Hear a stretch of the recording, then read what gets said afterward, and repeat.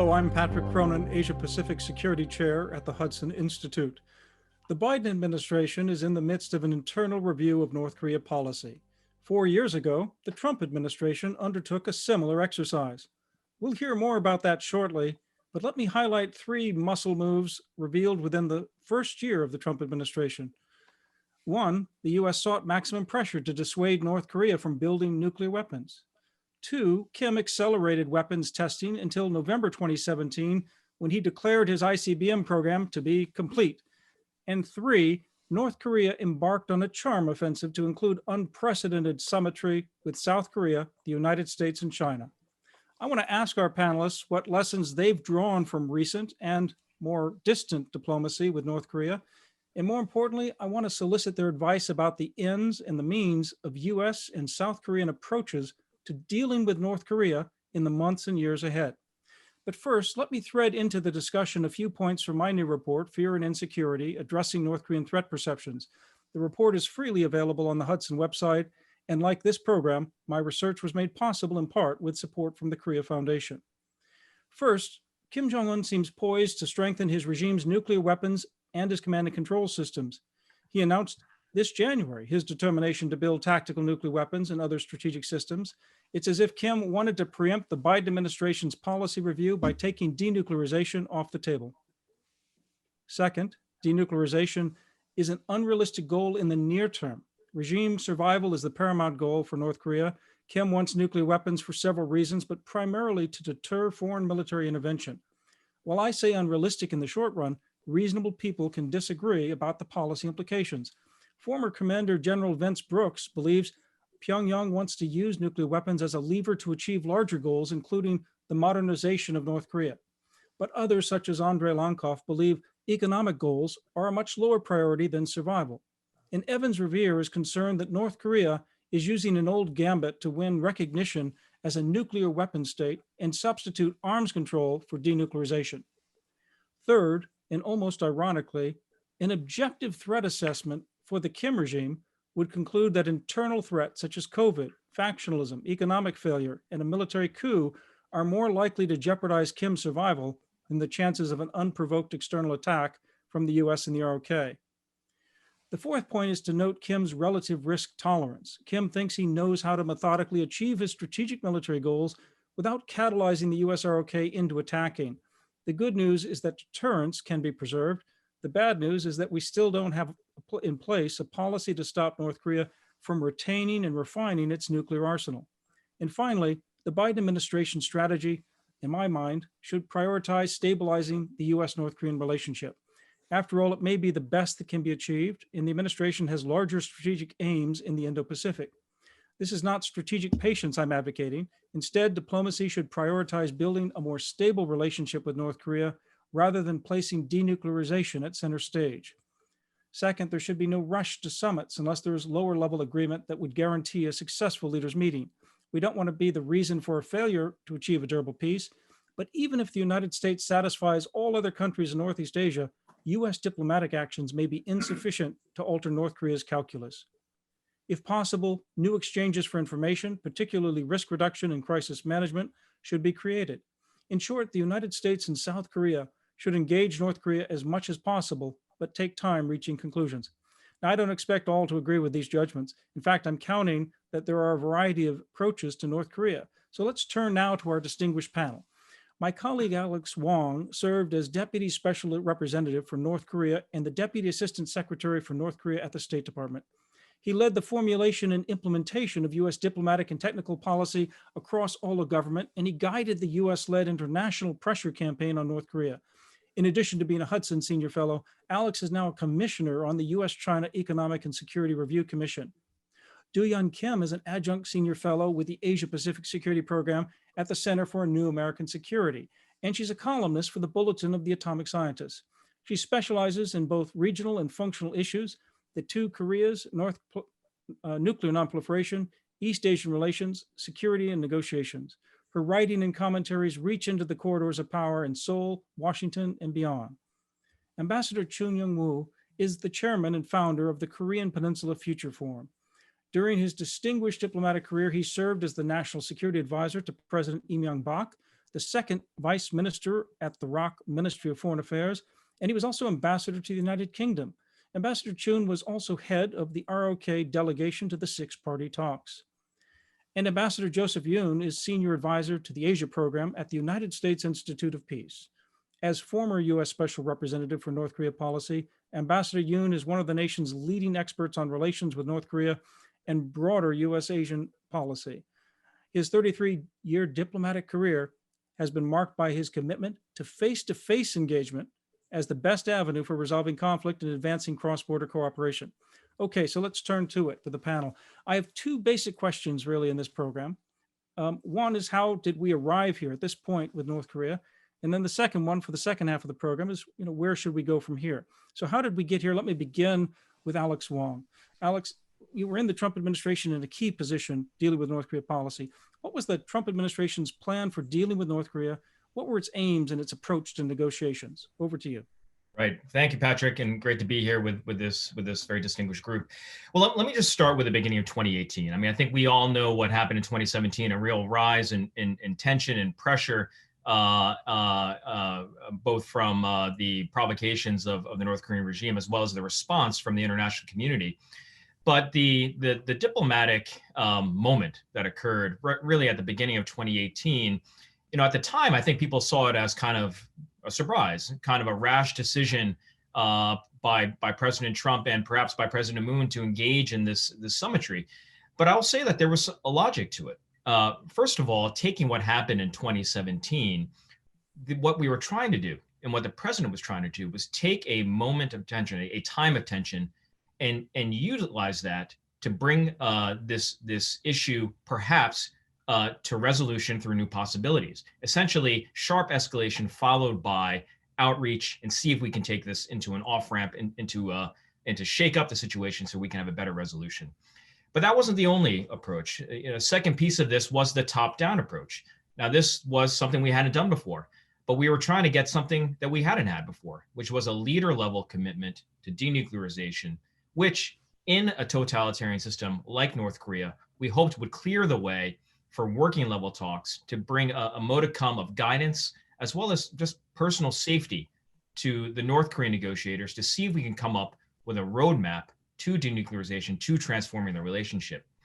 Now, as we move from the summit, this first summit, the Singapore summit, into working level talks, we had a pretty simple strategy. We wanted to define the end states in more detail, take the aspirational broad commitments of Singapore, define where we wanted to bring all of those pillars on security, on denuclearization, on economic development and human rights and humanitarian cooperation. And then see if we could build a roadmap of parallel actions to that.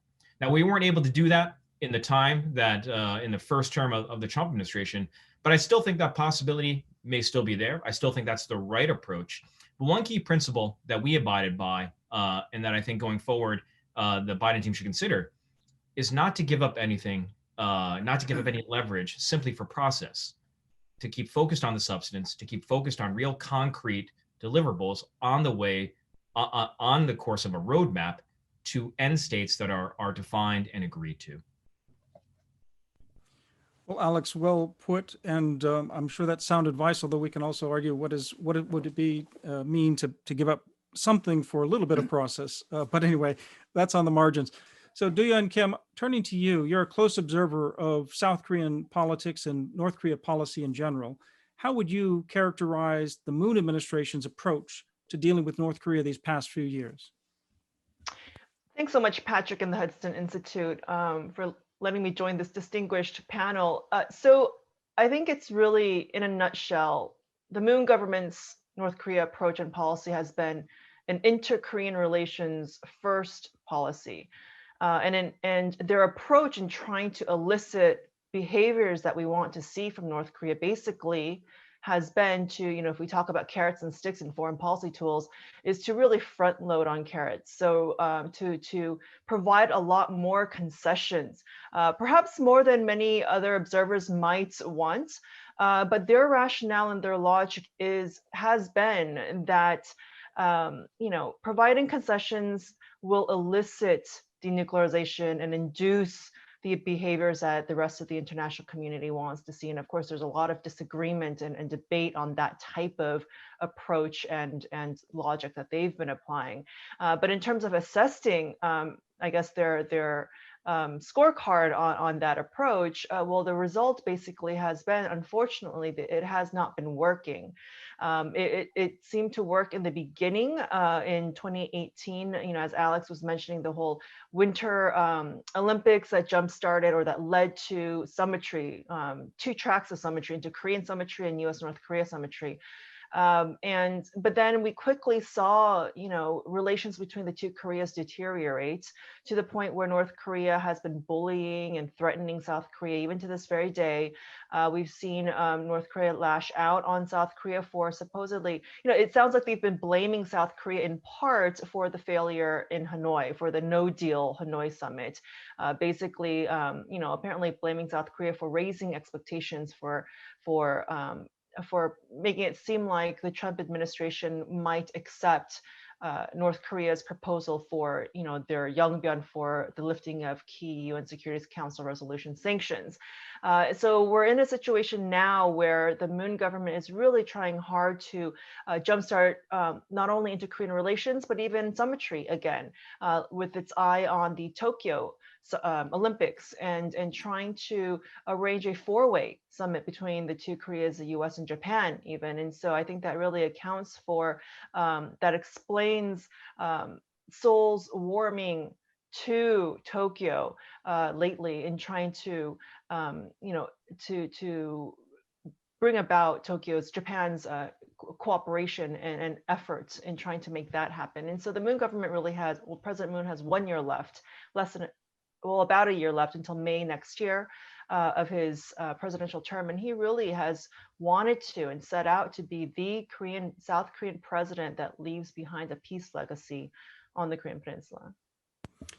Thank you very much, Duyeon. I want to turn to Ambassador Chun and ask, you have even a longer experience in watching and dealing directly with the North Koreans, the highs and lows of that relationship between South Korea and North Korea. Give us the broader context of where you think North Korea has been and where we are right now. Are we at a moment of opportunity? Are we at a stalemate, an impasse? Are we at a dead end? I don't think you'll say dead end, but Ambassador Chun, how would you characterize the longer arc of relations here with North Korea? Well, thank you, Patrick, for inviting me to this distinguished panel.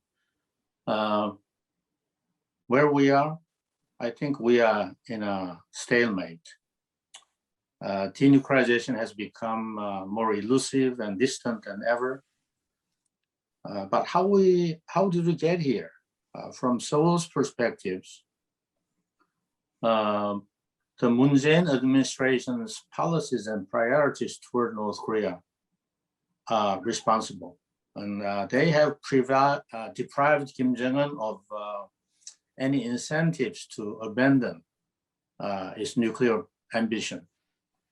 And they also weakened negotiating leverage with North Korea. President Moon attaches higher priority to inter-Korean dialogue and economic cooperation than to denuclearization and strengthening US-ROK alliance.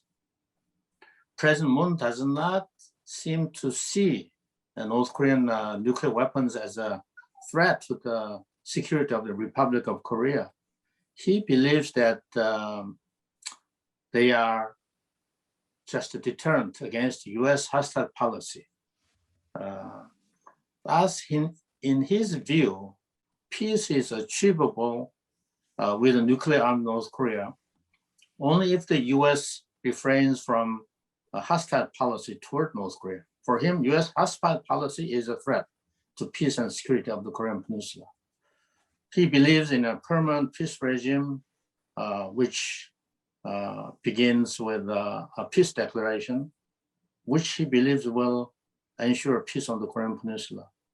In this context, Moon Jae-in administration has been pathetically looking for a breakthrough in inter-Korean relations and begging for dialogue and cooperation, but in vain thus far. As such, Moon sent the wrong message to Kim Jong-un that he can achieve economic development without giving up nuclear ambition. That was a big mistake in my view.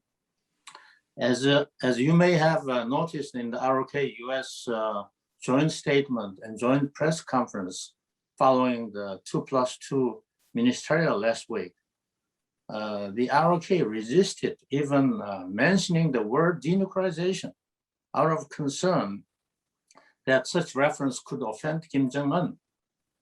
Denuclearization has now become a taboo word for the Moon administration. Not offending Kim Jong-un looks like the highest priority in Moon's North Korea policy, even if it comes at the cost of the alliance and North Korean people. Where are we as a result? And what has ROK achieved through such a policy? Inter-Korean relations have turned into relations between a captor and hostage. In a sense, the ROK is suffering from what's called the Stockholm Syndrome. As a hostage held by nuclear-armed North Korea, Moon is behaving as if he can maintain peace and security on the Korean Peninsula by buying Kim Jong-un's goodwill and mercy, but by not offending him into a hostile act. Kim is now allowed to call shots on the Korean Peninsula on the matter of war and peace on the Korean Peninsula. He is allowed to dictate terms of peace and terms of inter-Korean relations. And the Moon administration has lost whatever leverage left to it to get North Korea moving toward the path of denuclearization. It has only invited North Korea's curses and open contempt.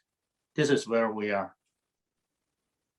Yung-woo, can I just do a quick follow-up with you and ask, what was it that the South Korean government was telling the Trump administration about North Korea's desire and willingness now to pursue denuclearization just a few years ago?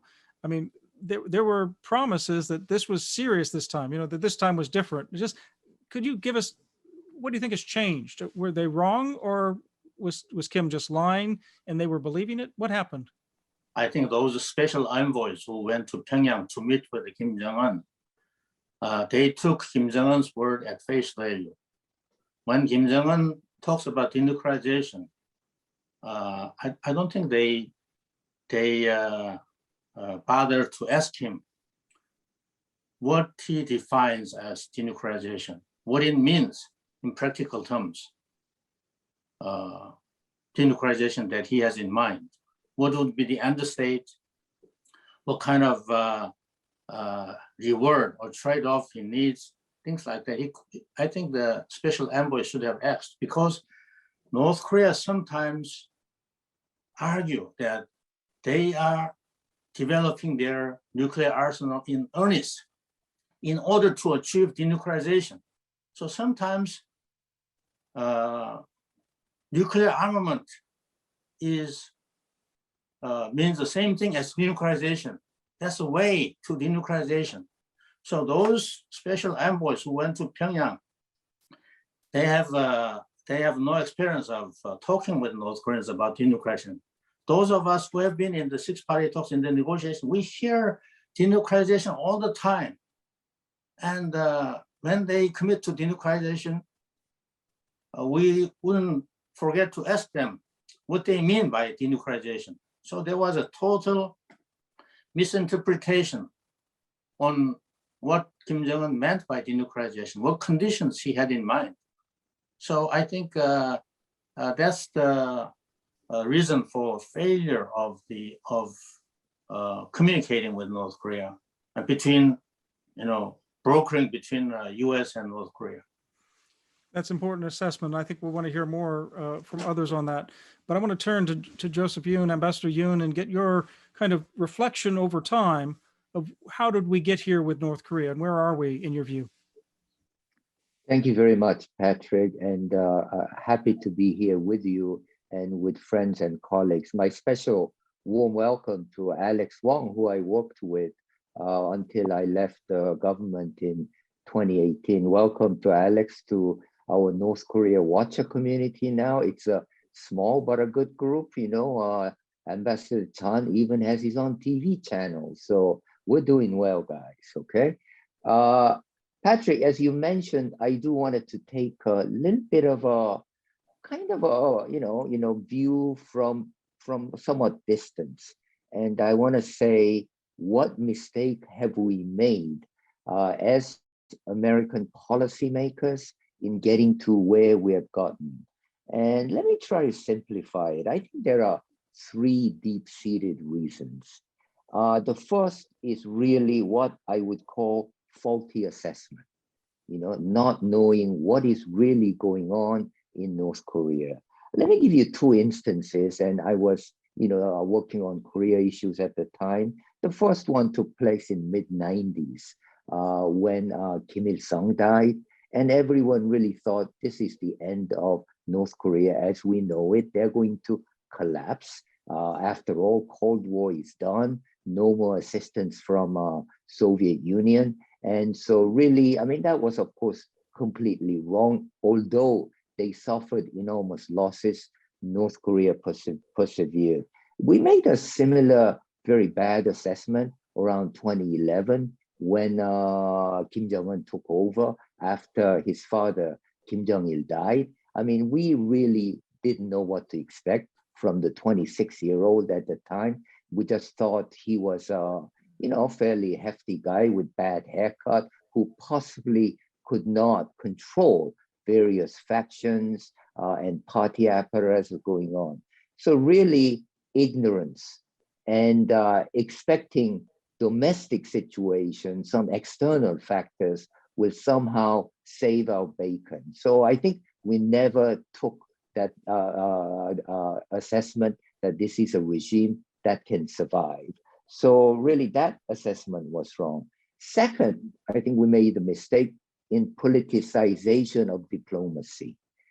In Washington, of course, we've had politicization where, when each new administration comes in, they want to undo the other ones. And this is also, the fight is also very fierce up in US Congress, where we have senators who really did not want to engage. For them, you don't engage with evil. And that was felt throughout. Now, of course, politicization is a lot worse in South Korea, where the elections are won and lost on this issue of North Korea, and where legacies are made. And so really, you look at presidents, Moon Jae-in is certainly one, Kim Dae-jung, Roh Moo-hyun, whose biggest agenda, and that includes domestic agenda, was about North Korea. So for them, they defined their presence in North Korea. And really, as counterparts in US, we had very difficult time dealing with politicized North Korean agenda that's coming from South Korea. And that made negotiations very difficult between two allies. And that it remains the case today. I think you've seen the fallout from Biden and Austin's visit, where really they don't know to call it denuclearization of Korean Peninsula or denuclearization of North Korea. You get into such petty fights. It sounds petty, but behind them, there are some fundamental differences. The last one I want to point out is the asymmetry in interest. That is the North Korean interest in how they negotiate with us. And that is literally matter of life and death for their negotiators. One mistake you make, the negotiators might end up in a gulag. For me, for us, you make a mistake, well, you may go to Thailand, so it's not exactly the same, but that kind of asymmetry is felt throughout, and that makes negotiations very difficult to make progress. So those are all the reasons why I think we have ended up on a bad equilibrium each time we negotiate with North Korea. So I look forward to discussing what we can do about it. How can we break away from this kind of equilibrium that is the lowest common denominator? Thank you, Patrick. Joe, thank you very much. These are great comments, and I want to just give you each a minute to maybe respond or kind of add to the comments that have already been made, really looking backwards before we start to turn. And I'll start with Joe to look to the future. But let me now give each of you a minute, starting with Alex. Is there any part of what you've heard surprising, or at least what would you want to say in response to what's been said? Right. You know, I guess I what struck me in the comments was actually from Joe about the asymmetry in stakes, the personal stakes between the negotiators. I mentioned this and alluded to this a little bit in my opening remarks, but you know, I do distinctly remember, you know, sitting in the negotiating room in whether it was in Pyongyang or Hanoi, and sensing and just seeing very clearly the stress on the faces of some of these negotiators, because they were trying, I mean, essentially in some instances to squeeze, you know, blood out of a rock or water out of a rock, whatever the phrase is. And it just wasn't possible given the parameters that they were given to work with. And this was a problem in the macro, that we don't have empowered negotiators usually with the DPRK. But it's a problem for them personally, where they have to deliver on something that is just not possible, that there's a mismatch of interests, and you see that stress come out. And it's a truly kind of remarkable and very unique type of negotiation and diplomatic experience you don't really get with any other country. You know, you try to compartmentalize that emotional piece of it, but the stress was real. Indeed, Alex, I was thinking that when there was the report of the extradition of the North Korean businessman from Malaysia to the United States, just those officials inside the North Korean government responsible for that, I'm sure literally paying a heavy price probably for having seen the failure of the loss of face for the Kim regime. But I digress. I want to go on to Duyeon and get her reaction to the comments that have been made so far. I want to follow up on that point that Alex just made. And that struck me too. And I remember during, in the lead up to the Singapore summit, before this statement came out, I had heard that Choi Sun-hee had basically said, if I don't go back with this draft, I'm basically powder. She said karu in Korean. That just means she's dust. She's dead. And so, and I believe, what Joe is saying, what Alex is saying about your experience in these face-to-face negotiations. I believe that, I believe you when you say that there's fear from your counterparts, on the side of your counterparts, for the fear of their life, basically. But if we kind of, I know it's hard to do this, but if we put the human aspect aside just for a little bit and look at this analytically, I'm curious how that plays into actual negotiation tactics on the North Korean side, if it does play a role, if it becomes a part of a tactic, or if it really is 100% genuine and no other agenda behind that, type of, I don't know if we want to call that move. I don't know if that's the right word. And then the second part analytically is, how does that affect actual negotiations and US policy? So I think if we on one extreme, if we over exaggerate this expression, does it lead, the United States or other counterpart to North Korea basically having to say yes to North Korea, because from a human angle, you don't want to be responsible for your counterpart basically, going either to the gulag or even facing death. And that's I think that's a real issue, and something that we cannot, put aside lightly. But I think, and so this is hard. It's even hard for me to try to unpack this, because there is a human element to this, but then the analytical element and the actual policy and the outcome element, and these are all at stake.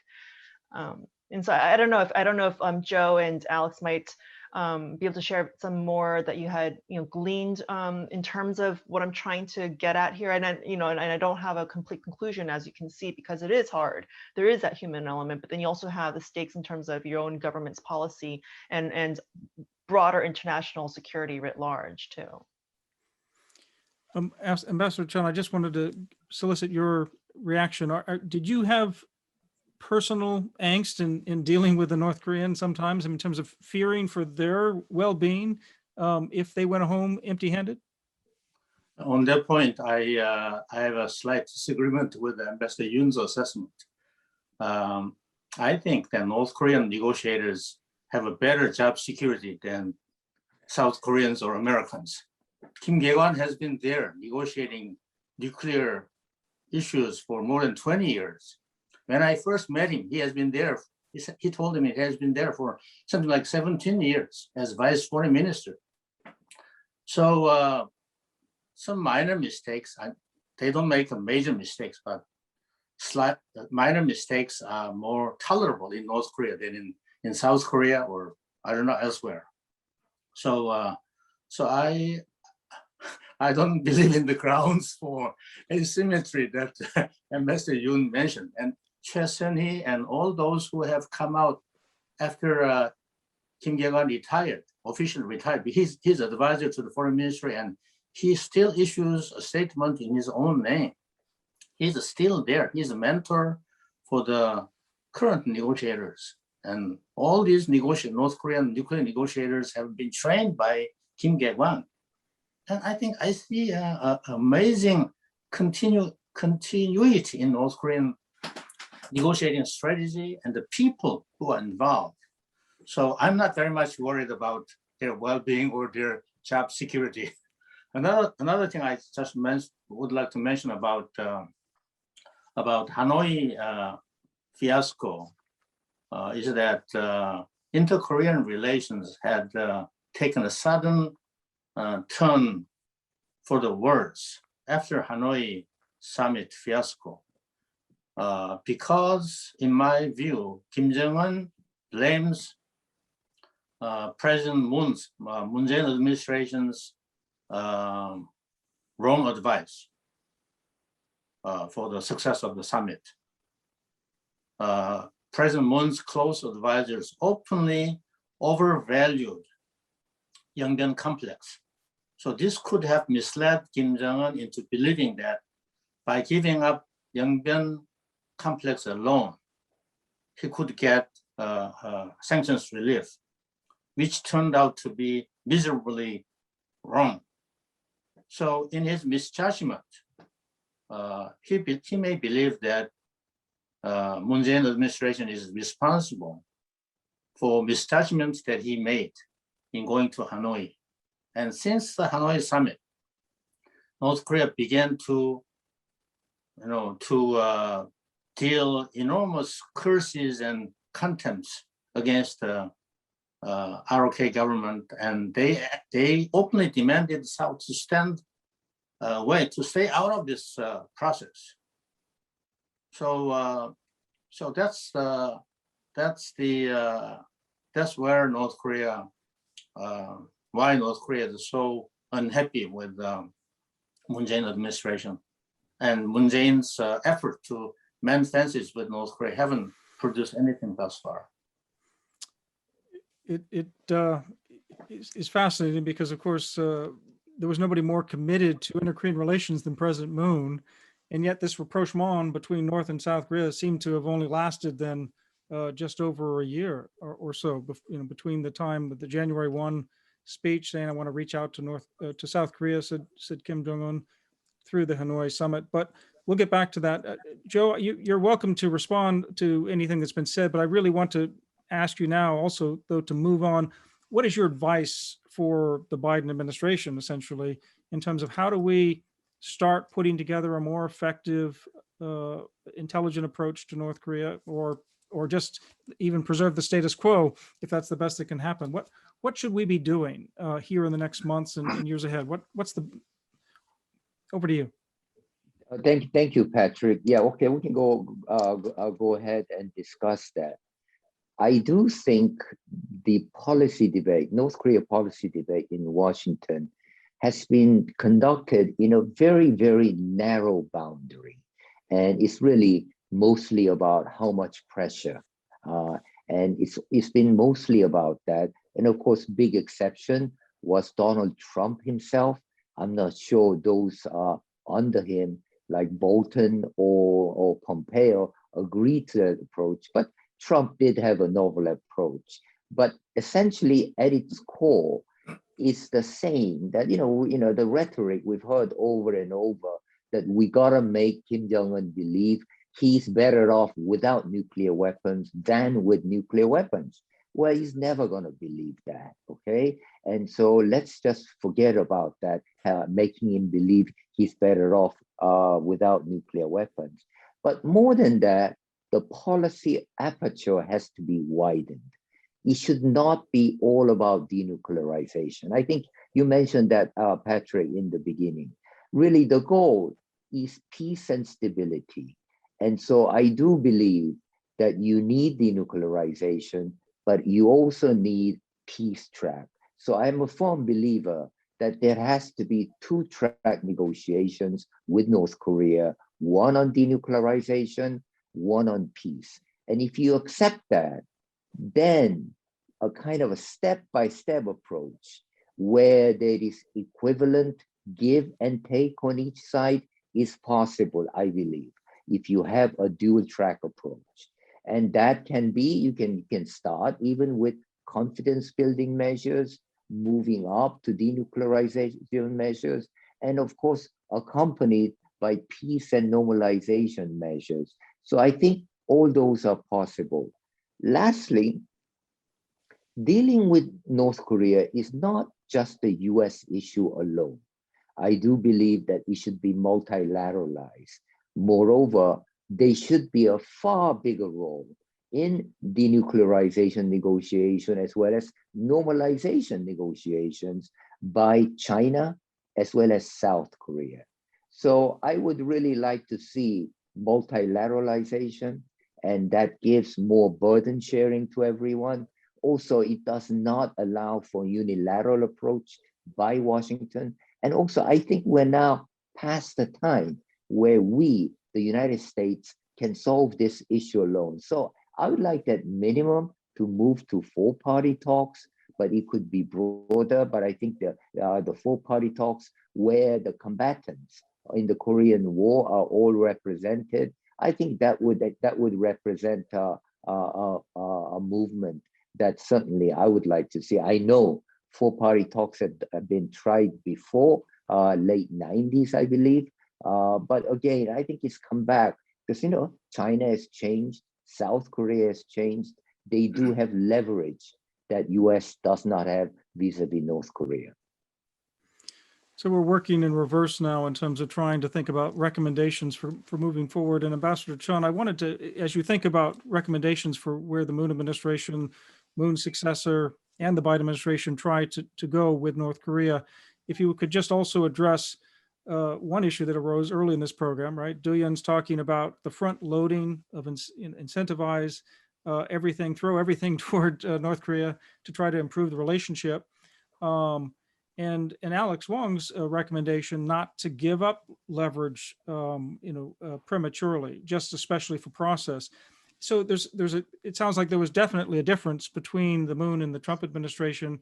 And how do we align Seoul and Washington? We're going to, we have differences even between a Democratic government in Washington and a progressive government in Seoul.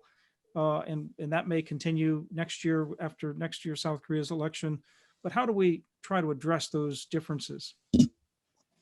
Well, that's a very difficult question. I have no advice for President Moon and his administration. And I see no hope of aligning US and ROK strategies toward denuclearization towards North Korea. So Korean domestic politics will prevail, and that will stand in the way of policy coordination between the US and ROK. And President Moon had attached too much importance to a breakthrough in inter-Korean relations. He can give up denuclearization, everything, for the sake of another summit to get Kim Jong-un to Seoul. He can do anything for that. So, so in that regard, I would give up giving any advice to President Moon. But I have advice for your president, President Biden. First, as a starting point, I would advise him to keep engaging North Korea, even if North Korea doesn't respond. Do not stop communicating with them for the sake of denying them a pretext for a major provocation. A major provocation would allow them to shape U.S. policy rather than allowing U.S. to shape its own policy toward North Korea. So such a provocation will make negotiations very difficult. Secondly, once bilateral talks resume as a matter of urgency and as a first step toward denuclearization, concentrate on freezing North Korea's nationwide fissile material production.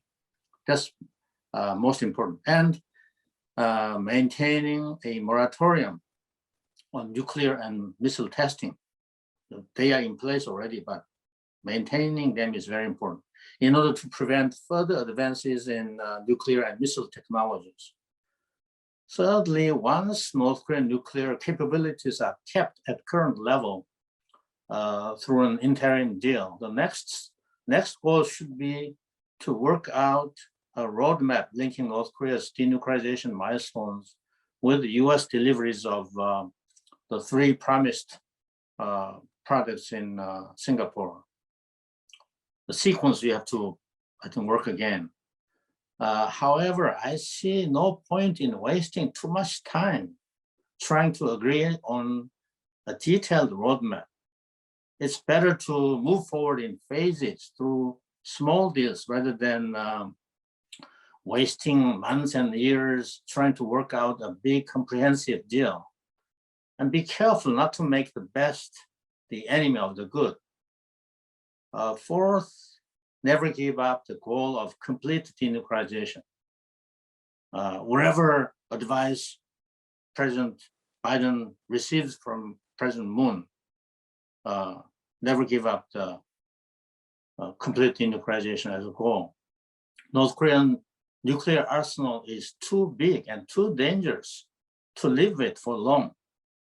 To this end, I would tell him to be careful not to give away what North Korea values most until complete denuclearization is at hand.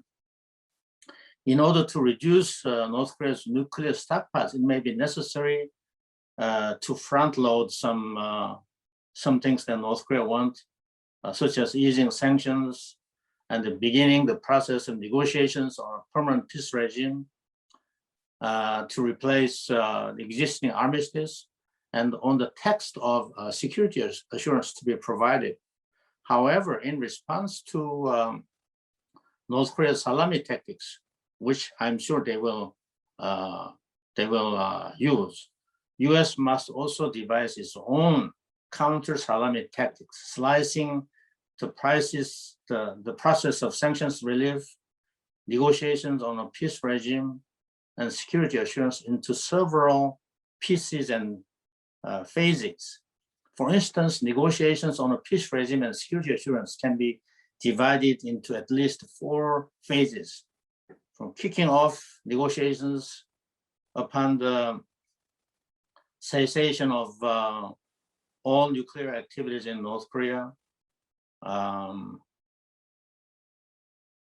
initialing ceremony to be linked with the reduction of nuclear arsenal, signing ceremony, a big signing ceremony to be linked with the removal of all nuclear arsenal, and final phase would be ratification and entry into force, which could occur at the completion of the verification of denuclearization. So my final point is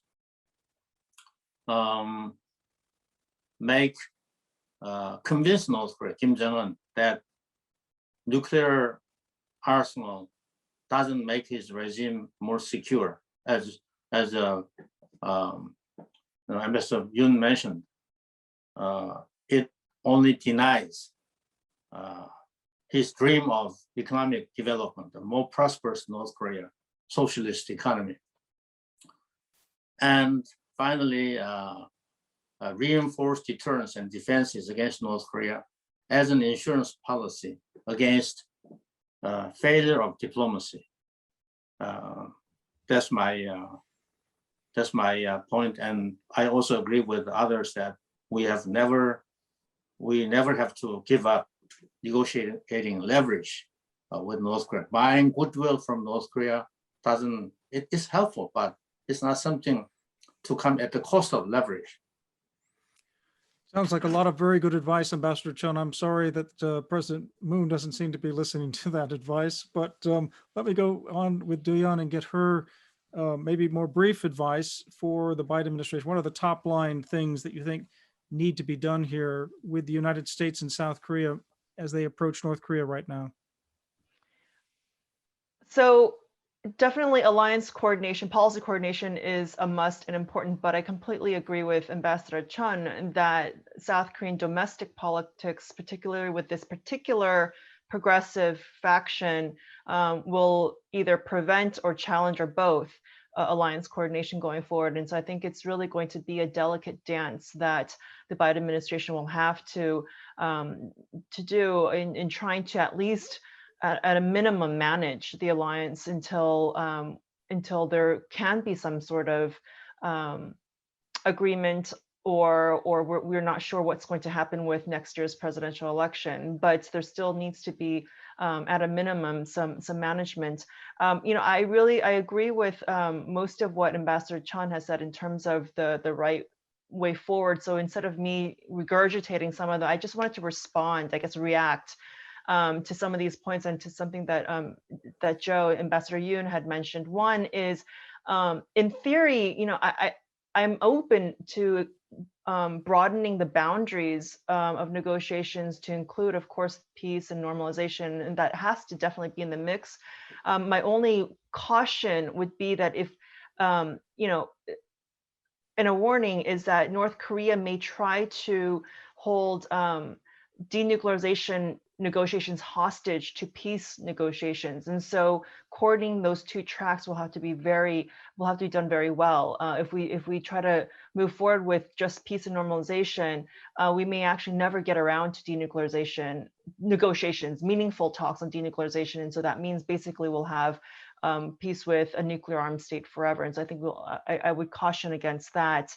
In terms of, I definitely agree with Ambassador Chun's priority on capping and eventually trying to roll back their fissile material, North Korea's fissile material production capabilities and stockpiles. And so that definitely has to be a must. In terms of sequencing any future agreement or agreements going forward, we don't need a detailed denuclearization peace roadmap from the get-go. I mean, it'd be ideal if we did. We don't, and I agree we should not, just for the sake of having a detailed agreement. But I would advise that even if we start with an interim deal on fissile materials, for example, I think it's really important to just still link whatever that first step deal is to an overarching agreement on what the end state looks like. And it can be simple or it can be more detailed, but if we don't link that, then again, I think we will be stuck. I worry we'll be stuck in that one first phase or that interim deal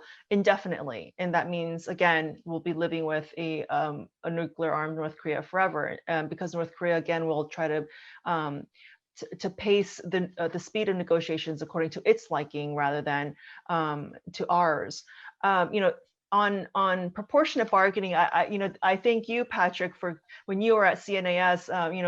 You gave me the opportunity to write a full report, and I talked in depth about the strategies for proportionate bargaining. And really, I think we really need to, be careful not to give up too many high value concessions too soon, and really be mindful if North Korea is willing to give something up, to really think through why is North Korea willing to give that item up. For example, during the Trump administration, the Yongbyon complex, why was North Korea being willing to easily give that portion up? And I think it really points to the fact that it's not important to North Korea anymore. I'm not saying that it doesn't mean anything. I'm not saying that we can't do something and then create some barters with the Yongbyon nuclear complex, but I think we also need to really keep in mind what North Korea's intentions are for being so willing to give certain aspects of their nuclear program. Alex, as you sort of offer your advice on where we should go from here, if you could also work in just where does North Korea fit into the free and open Indo-Pacific, and especially trying to deal with China. And of course, China and North Korea just announcing a few days ago, again, renewal of their own alliance and strong relations. But how all this effort going into North Korea policy, but very little sometimes coming out, as you know so well.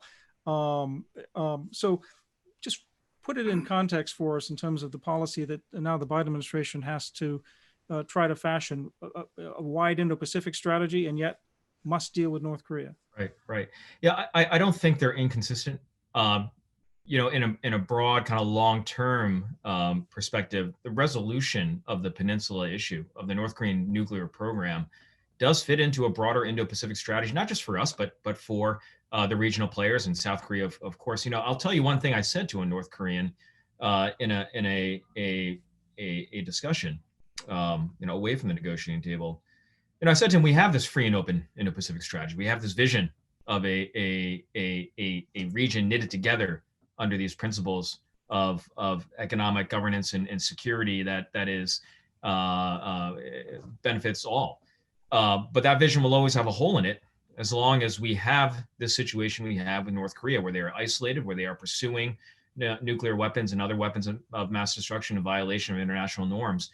We need to heal that hole in this fabric of the region in the long term. And that is the broader vision that at least President Trump and I'm sure other players were working toward. So that's kind of an aspiration, but I think it fits together in the whole in the long term. Now in the short term, I think it's wise to recognize what U.S. policy alone can do in the peninsula. We have immense capabilities to establish deterrence, to create a semblance of security stability in the midst of the threat. We have immense capabilities to marshal full spectrum pressure to create the leverage we need in our negotiations. And we have great capabilities to outline the strategic benefits that would accrue to North Korea if they do pursue the denuclearization path. We can do all these things, and we must do all these things. And I think we should do that, particularly in coordination with South Korea. But it is up to the North Koreans to make this choice. So we have to carry on our wider regional strategy. And the North Koreans also have to know, as time goes on, as relations improve between us and the regional players and among the regional players, as the economies and the trade and the investment networks and security cooperation networks mature and enhance and grow, that they will ultimately be left behind if they can't reach an agreement and denuclearize. And it essentially will be to their detriment in the long term. The window for them is closing. Now, the window is not for us. It's not closing for us. It's closing for them. And that's an important message to send them. I wonder in our final few minutes, we can just go around the horn and ask for any reactions to that, but also to maybe speculate if we think about a decade or two ahead. I mean, in the program, the first part of this panel discussion that I had with General Brooks and Andrei Lankov and Chun and Bum and Evans Revere, it was very interesting to hear sort of their speculation about the future. On the one hand, you all know Andrei Lankov, so he's saying, 30 years from now, I'm going to be doing the same kind of analysis on North Korea. Nothing really changes. Lieutenant General Chun and Bum was talking about a much more robust security alliance, even possibility of nuclear weapons in the hands of U.S. allies in South Korea and Japan. I think Evans Revere was worried more of a China sphere of influence growing here between North Korea and China. And I think it was General Brooks who was maybe the most optimistic that, we could indeed find a diplomatic path forward, ease tensions with North Korea, and make some progress with inter-Korean relations as well as U.S. relations with North Korea, and still keep all of these balls in the air. But I wonder if we can just get a quick reaction about your long-term view. And Joe Yoon, we'll start with you. We'll go back to Ambassador Chun, Duyeon, and Alex Wong. You'll get the last word. Thank you very much. And there is a old Korean saying, for the shirt to look right, you got to get the first button right, and so in that sense, I think the Biden administration made a good start, and they took Ambassador Chun's advice, which is to engage. They have sent number of signals to North Korea that they would like to have a meeting, back channel meeting, and so on. I would like to see them take the next step, which is to acknowledge the Singapore joint statement. I think that would make a huge difference to receptivity of North Koreans. Really, there is nothing very objectionable about Singapore joint statement. It goes on about building better relations, having peace negotiations, and complete denuclearization. So, I mean, we'd like to see more substance, but it is a starting point. And if they accept Singapore joint statement, then I think we should have them accept the 1992 North-South document, as well as 2000 North Korea US document negotiated when their most senior military leader, Cho Myung-nok, was in Washington. So I think there is something to be said about accepting each other and accepting the documents that their leaders have negotiated. I mean, what I would like to see then interim thereafter is a process. I mean, I do think process matters. Process is important, and evidence shows if North Korea is engaged in a process, they're not going to go ahead and do nuclear tests or even long-range missile tests. So the process matters. And here I also agree very much with Ambassador Chun. Okay, you use salami tactics or whatever, drag it out, drag the process out, because ultimately, I think it's going to take decades, if not longer, to come to any kind of stable relationship with North Korea. And until then, we must make sure there is no military mishap, no military accident, no really tensions hiking. So the goal is to drag it out. I would call it, it's not strategic patience, but it's engagement, and drag it out until you see better what each other want. That sounds realistic to me, although those salami tactics are going to be more like semiconductor chips, with very precise, very, very thin sort of steps forward. But Ambassador Chun, very briefly in our time remaining. Yeah, regarding Singapore joint statement, yeah, I think all the elements we need are there. That's true. But I think we need agreement with North Korea on how the US and North Korea interpret what it means in the same way. Because what matters for North Korea most is the order, the sequence of the promises placed in the joint statement. New US North Korean relations, security assurance or peace regime, security assurance, these things come before North Korea's commitment to work towards denuclearization. So this represents North Korea's traditional long-standing position that we will denuclearize only if US gives up its hostile policy against North Korea first. So if North Korea interprets, and it has been interpreting Singapore joint statement in that way thus far, that's why all the ensuing following negotiations have broken down, because North Korea has a totally different interpretation of the joint statement than the US. They believe that US agreed to abandon hostile policy by establishing new relations, peace regime, etc., etc. Then their obligation comes in to denuclearize. That's the way they interpret it. That's, I think, something we have to fix. In the long term, much depends on whether we can maintain the sanctions regime, and to make sanctions regime work for us. If the sanctions regime can be maintained as forceful as they are, as painful as they are, I think in the long term, Kim Jong-un cannot prevail with nuclear weapons alone.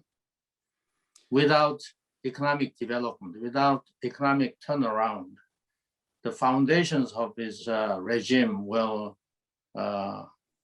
be weakened in the long run. So that's another existential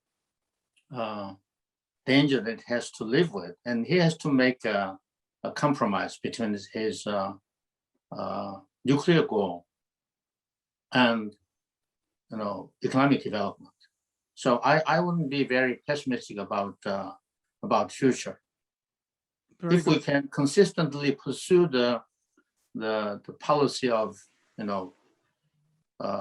sanctions and keep them intact for long, I see a chance that we can change North Korea's strategic calculus, combined with the incentives that can address North Korea's security concern.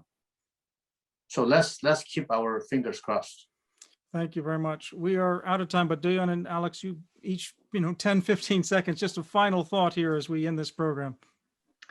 I think we need to remember and keep in mind that it's North Korea we're in a situation where North Korea is refusing negotiations. They're refusing to come to the dialogue table. And so, I think we should continue with our advice to the Biden administration, but just remember that North Korea is the one refusing talks. And that's been going on since basically the end of the Hanoi summit and also the Stockholm meeting thereafter.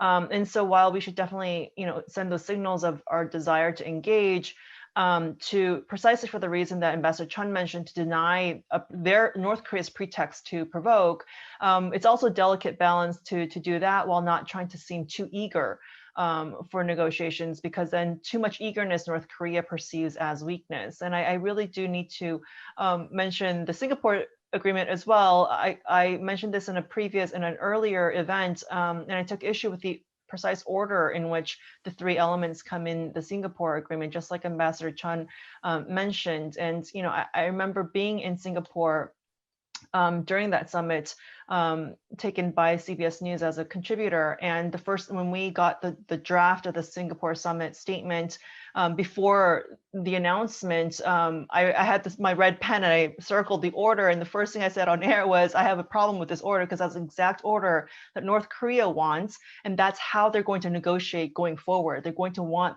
normal relations, then peace, and then talk about denuclearization last. And again, just as Ambassador Chun was saying, that's exactly how they've been going about this. So yes, I think we should keep the spirit of the Singapore summit, keep the three elements, but again, like Ambassador Chun said, have an agreement on how the sequencing plays out. And in a future agreement with North Korea, I'm fine with referencing in some way the Singapore statement, even if it's especially referencing the fact that Kim Jong-un himself said he would commit to work towards complete denuclearization, but we need to get the order correct.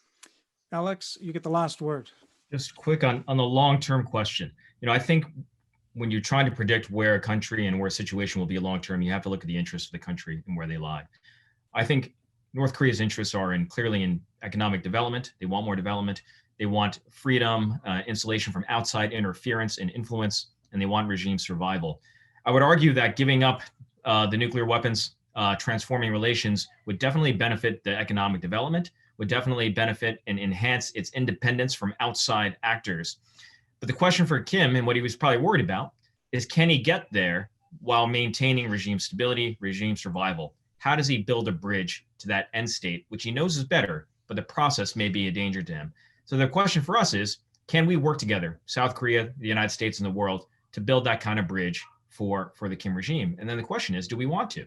How do we square that process and that endeavor with our commitment to human rights and bettering the lives of the North Korean people? That's a question for the Biden administration, and I think it'll be a question going forward for all involved. This has just been a fascinating hour. This is a critically important issue for the Biden administration and for South Korean policy going forward. We know nobody has been that successful dealing with North Korea over the decades, so this is not an easy issue, but we have learned so much from all of you.